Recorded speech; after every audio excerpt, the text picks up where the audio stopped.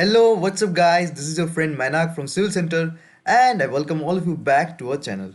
So friends, in this video, we'll see how to group drawings in Microsoft PowerPoint. So let's get started.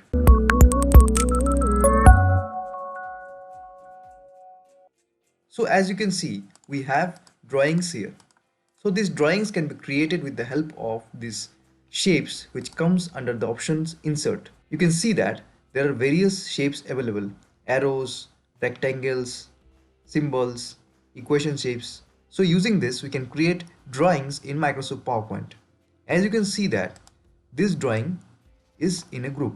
So all the components, that is this text and these arrows, are in one group. So they are being selected easily.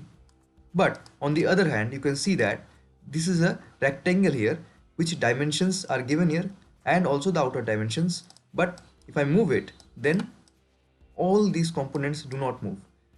In this video, we'll see how to group drawings in Microsoft PowerPoint so that we can make changes to all of them at once. So I'll press Ctrl Z and bring the position to default. So after that, I will group this rectangle, these dimensions, this text and these outer dimensions as well. So I'll first select this and then press Ctrl. After that, I'll select this text, this one, this diagonal, and then this diagonal, and then this one, this text and this text as well. Let us see if everything has been selected or not. We can right click on it and then group. So after that, let us see. Yes, all these objects have been grouped successfully. If we want, we can also group this as well, which is written 30 feet wide road. We'll select this and this and this and then group. So all this have been created in a group.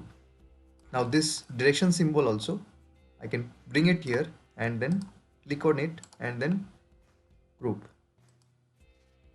So you can see that I have brought all these objects in a single group so that I can move this when required.